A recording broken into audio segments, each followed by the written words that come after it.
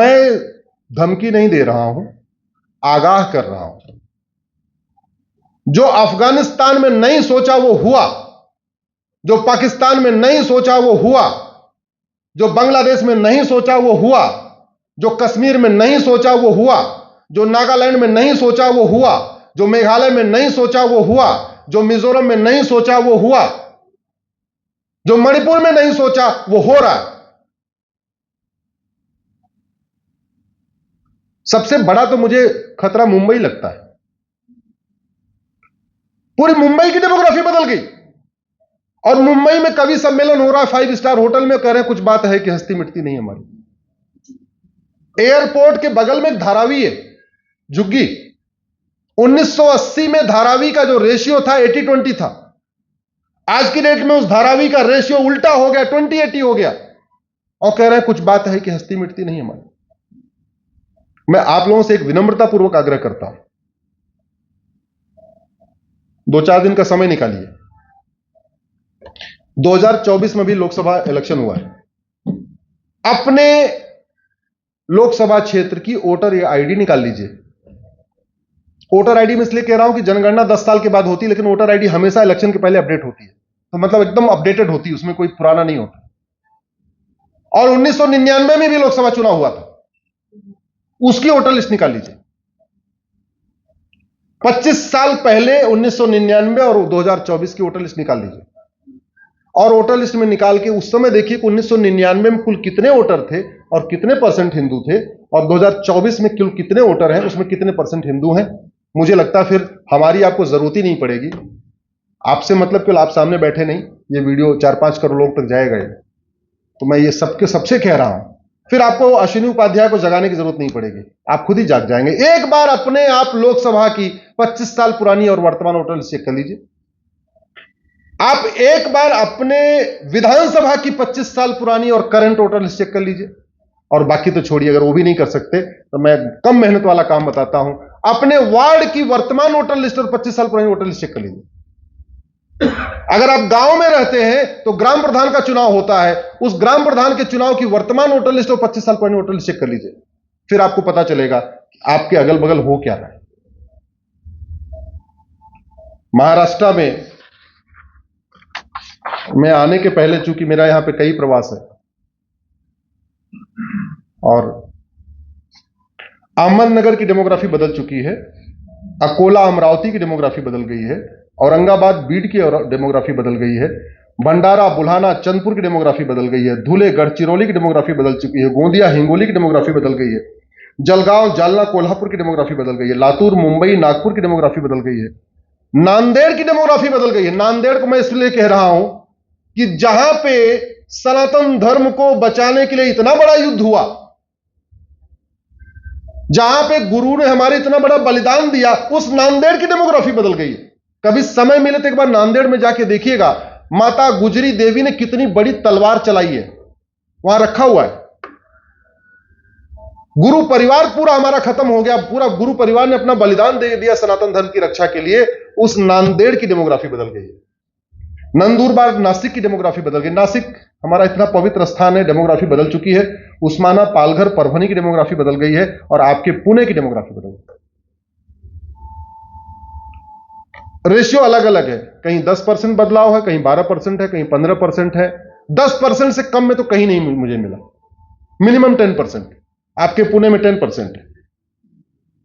रायगढ़ रत्नागिरी की डेमोग्राफी बदल गई है, सांगली सतारा सिंदूर की डेमोग्राफी बदल गई है, सोलापुर थाने की डेमोग्राफी बदल गई है, वर्धा वाशिम यवतमाल की डेमोग्राफी बदल गई है।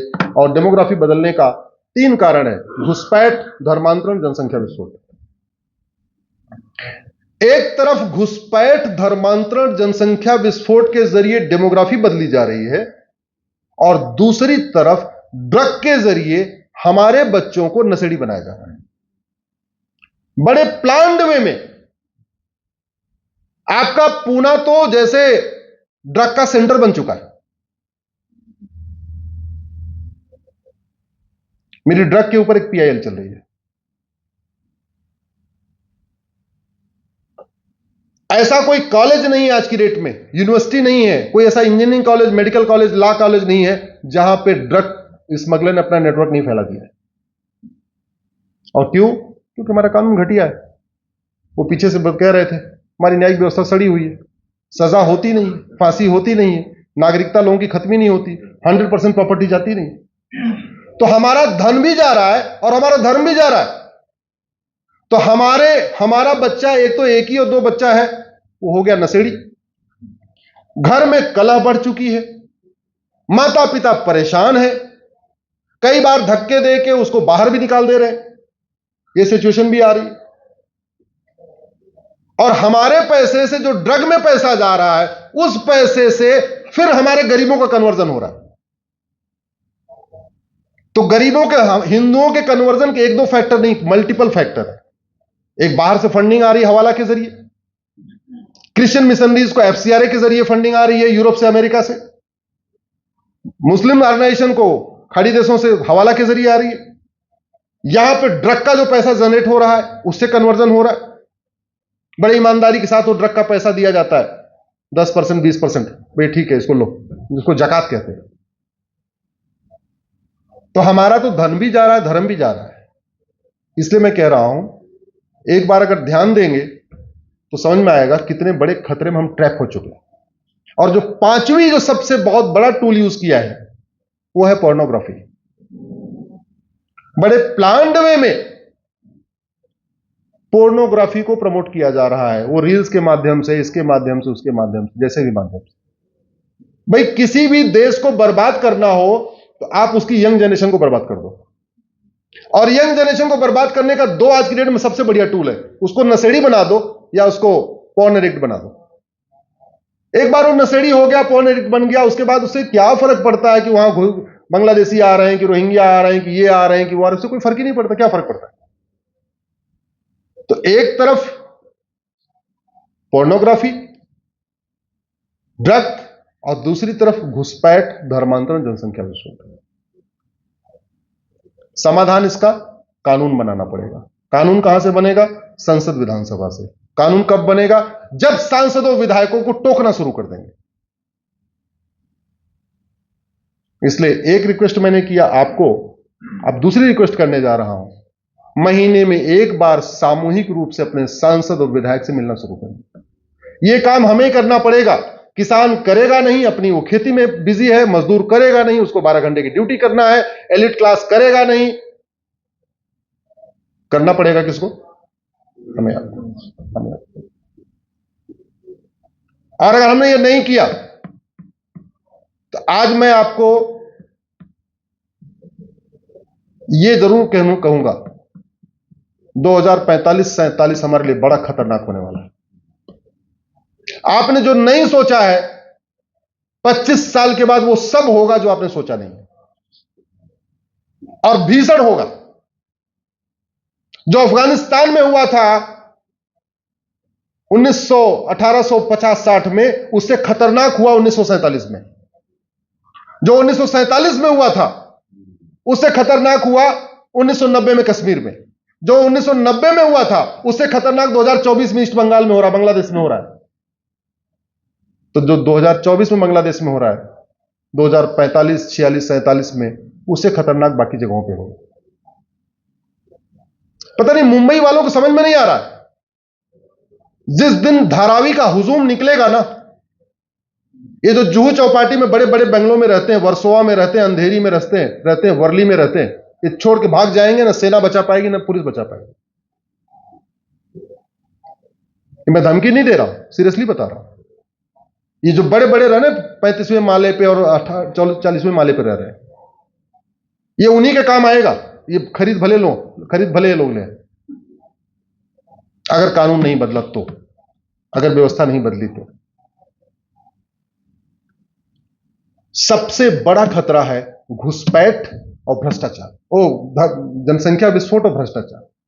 किसी ने मुझे भ्रष्टाचार बताया भी था। 50% प्रॉब्लम का रूट काज है पॉपुलेशन एक्सप्लोजन, और 50% प्रॉब्लम का रूट काज है करप्शन। इन दो चीजों पे लगाम लगाना जरूरी है। ये दोनों ही लगाम संसद और विधानसभा से निकलेगा। संसद विधानसभा में निकलने के लिए यही जरूरी है कि छोटे छोटे ग्रुप में 10 लोग, 15 लोग, 20 लोग मतलब एक नियम बना ले कि हमको सब महीने में 4 संडे है तो एक संडे अपने सांसद को पकड़ना है और एक संडे अपने विधायक को पकड़ना है। उसके साथ फोटो भी नहीं खिंचवानी कि उसको लगे फोटो खिंचवाने आए हुए। उसको कोई शादी का कार्ड भी नहीं देना, कोई इनवाइट भी नहीं करना, उसको लगे इनवाइट करने हैं ना। जी हुजूरी वाला काम नहीं करना। कड़वा सच बोल के आना, कड़वा सच के बोल के आना कि साहब ये स्थिति हो चुकी है, आप लोग कानून कब बनाओगे, धर्मांतरण के लिए कठोर कानून कब बनाओगे, घुसपैठियों को भगाने के लिए कानून कठोर कब बनाओगे। घुसपैठ, धर्मांतरण, सिख पंथ की स्थापना किस लिए हुई थी? जोर से बोलिए जरा। सनातन, अरे वो हिंदू ही थे। 3 भाई 4 भाई में से बड़े वाले भाई को बोला तो सिख हो गया, एक पंथ बना लिया, एक फौज बना लिया, हर गांव में एक फौज बन गई, वो हिंदू ही थे। सनातन धर्म की रक्षा के लिए सिख पंथ बन गया। सनातन धर्म की रक्षा के लिए हमारे बंदा बहादुर गुरु गोविंद सिंह ने इतना बड़ा बलिदान दिया।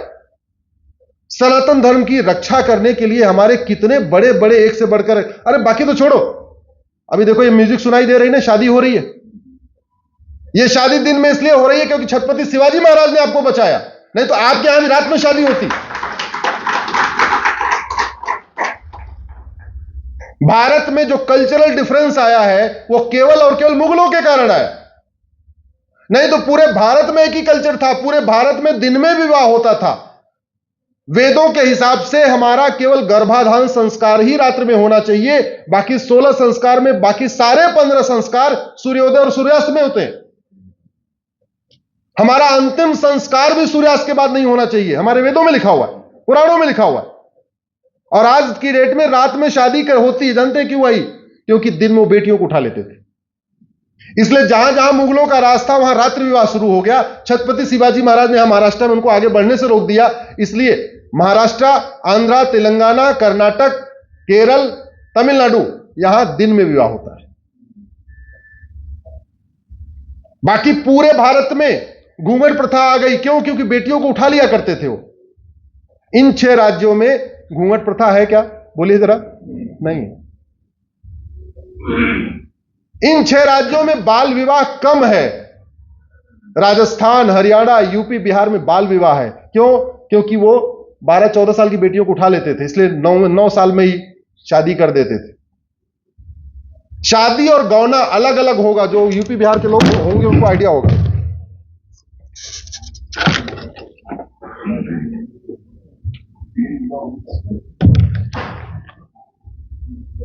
शादी और गौना इधर एक साथ ही होता है, अलग अलग नहीं होता। यूपी बिहार में अलग अलग होता है। पहले शादी हो जाती है, फिर 3 साल के बाद लड़की आती है। ये कुप्रथा कहां से आई? मुगलों के कारण आई। क्योंकि जब वो देख लेते थे अच्छा बच्ची की मांग में सिंदूर उंदूर हो गया तो नहीं उठाते थे। जिससे बचने के लिए महाराणा प्रताप ने इतना बड़ा बलिदान कर दिया। जिस चीज से बचने के लिए संभाजी महाराज को 39 दिन तड़पा तड़पा के मारा गया। 39 डेज पहले एक एक नाखून निकाला गया, फिर उंगलियां काटी गई, फिर जाके उनको मारा। और हम कानून तक नहीं बना रहे उसी धर्मांतरण से बचने के लिए। हम कहते हैं नया कानून बने चाहे ना बने, अभी जो वर्तमान वाला वो तो लागू हो सकता है। आप मुझे बताइए, धर्मांतरण राष्ट्र की सुरक्षा के लिए खतरा है कि नहीं? जोर से बोलिए जरा। और जो राष्ट्र की सुरक्षा के लिए खतरा होता है उससे निपटने के लिए कानून है भारत में, उसका नाम है एनएसए, नेशनल सिक्योरिटी एक्ट। जो राष्ट्र की सुरक्षा के लिए खतरा हो उससे निपटने के लिए कौन सा कानून है? National security act. पुलिस लगाती नहीं। लगाती क्यों नहीं? ऊपर से उसको डायरेक्शन नहीं मिला, क्योंकि पुलिस सत्ता की गुलाम है। पुलिस सत्ता की गुलाम क्यों है? क्योंकि 1861 वाला पुलिस एक्ट चल रहा है। और यूपी वाली पुलिस तो लगा रही है, लेकिन बाकी पुलिस क्यों नहीं लगा रही है? क्योंकि हर पुलिस कोई हमारे पास यूनिफॉर्म पुलिस कोड नहीं है। तो पूरे देश की पुलिस यूपी स्टाइल में काम करे, बुलडोजर लेके दौड़ती रहे, वो तभी होगा जब भारत में यूनिफॉर्म पुलिस कोड आएगा। और यूनिफॉर्म पुलिस कोड तब आएगा जब आप डिमांड करोगे।